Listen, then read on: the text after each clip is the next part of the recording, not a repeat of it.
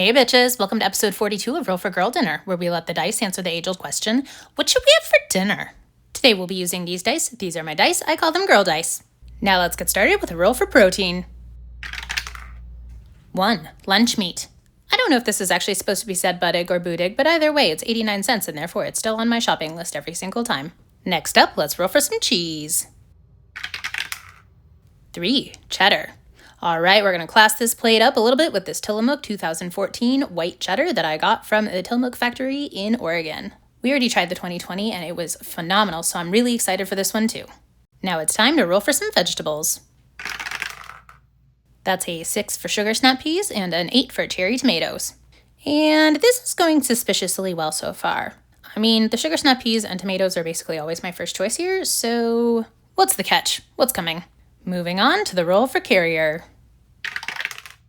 6 endive. You know, so far these have been magical for making near perfect meals. I'm suspicious, but now it's time to roll for some Razzle Dazzle. That's a 14 for pickled cauliflower and a 16 for pickled jalapenos.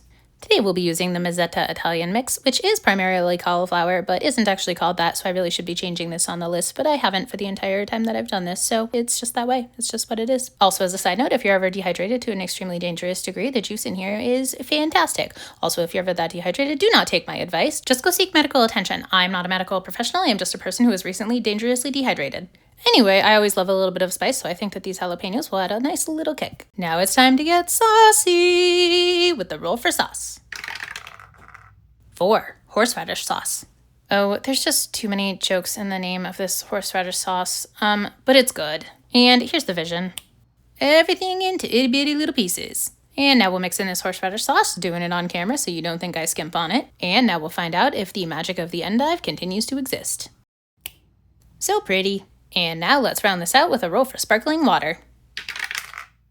4. Cherry lime. You know, when I first got this, I was really disappointed in this flavor, but it has grown on me, and now it's actually one of my favorites. All right, let's see, bitches. Let's get this LaCroix poured. And of course, we can never forget about my perpetual leftover coffee. I mean, do I actually ever drink any of it in the morning? Yes. Some. And then I drink the rest of it in the afternoon and the evening, and I can't sleep. As one does. Now, let's give these nice little bites a try. Does the magic of the endive hold up? Yes. Yes, it does. Am I dropping little bits of it everywhere? Yeah, obviously.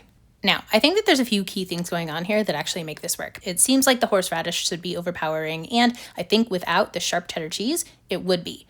But the strength of that cheddar cheese somehow makes that balance work really well. And because of the sugar snap peas and the tomatoes, there's just enough sweetness in it that it kind of offsets that saltiness and that brininess from the pickled vegetables, and a little bit of spice never hurts either. The fact that we have 2 different kinds of spice in here that are so contrasting from each other is really interesting, and I like it a lot. I think about the only ingredient in here that's really just phoning it in is that lunch meat turkey. It doesn't have any flavor. It's just salty.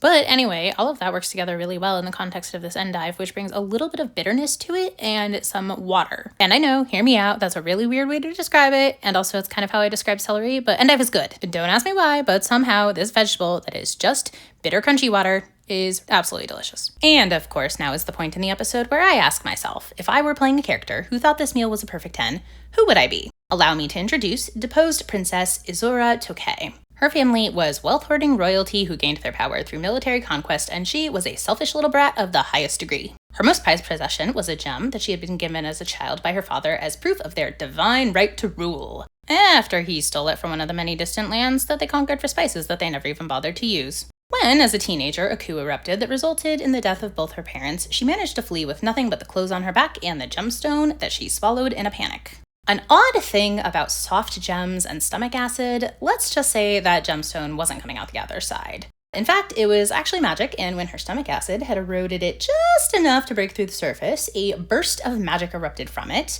knocking her unconscious and leveling everything within a 60-foot radius. She awoke weeks later in a foreign temple, nursed back to health by the clerics who served there, and she vowed revenge and attempted to leave immediately to regain her kingdom, but it's a bit hard to do when a single sneeze results in a lightning strike. The gemstone had some magical connection to the weather, and she would have to learn to control it before she caught a cold and wiped out entire villages and herself with resulting storms. It took years before she had enough control over her powers to be safe to herself and others, and in that time, the influence of the clerics were profound.